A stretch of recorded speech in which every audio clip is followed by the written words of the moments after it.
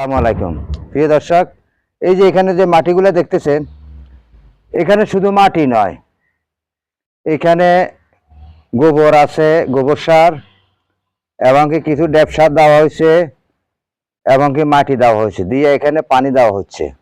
পানি দেওয়ার পরে এগুলা ডাইরেকশন করা হবে। এগুলা ডাইরেকশন করে এগুলারে সম্পূর্ণভাবে শক্তিশালী বানানি হবে। এই যে দেখেন এখানে ড্যাপ সার দেখেন, এই যে সাদা সাদা ক্ষুদ্র ক্ষুদ্র এগুলো হলো ড্যাপ সার, এবং কি এখানে বাংলা টিএসপি দেওয়া হয়েছে এবং এখানে পটাশ দেওয়া হয়েছে, এখানে কিছু বাসুডিন দেওয়া হয়েছে। দিয়া এগুলা এখন আমি মিক্স করব।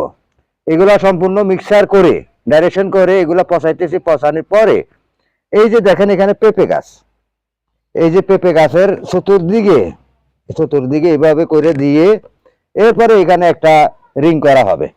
তো পেঁপে গাছের চতুর্দিকে দিয়ে এখানে রিং করা হবে।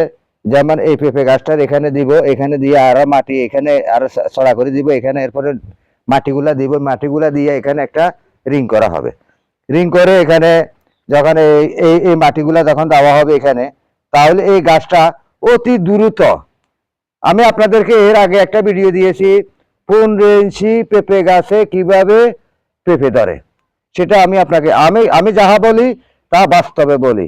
আমি কারো গল্প কথা বলি না, আমি বাস্তবে দেখাই, বাস্তবে সবকিছু আপনাদেরকে দেখাচ্ছি।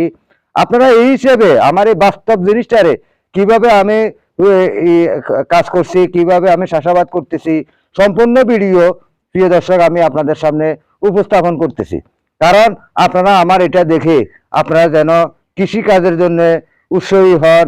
আপনারা কিভাবে লাগালে ঠিক 15 ইঞ্চি গাছে আপনার পেঁপে ধরবে, আপনি স্বাবলম্বী হতে পারবেন।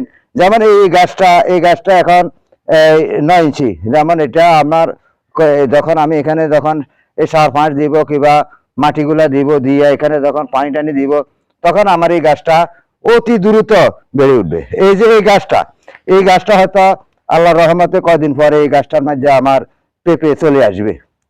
এখানে এই গাছটার মাধ্যমে পেঁপে চলে আসবে।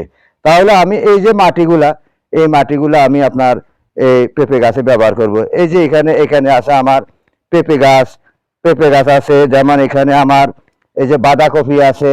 বাড়ির ভিতরে সম্পূর্ণ সবকিছু আমার চাষাবাদ হলো বাড়ির ভিতরে। দেখেন আমি লাইনে লাইনে পেঁপে গাছ লাগাই দিছি, শুধু এখানে না আমার বাইরেও আছে।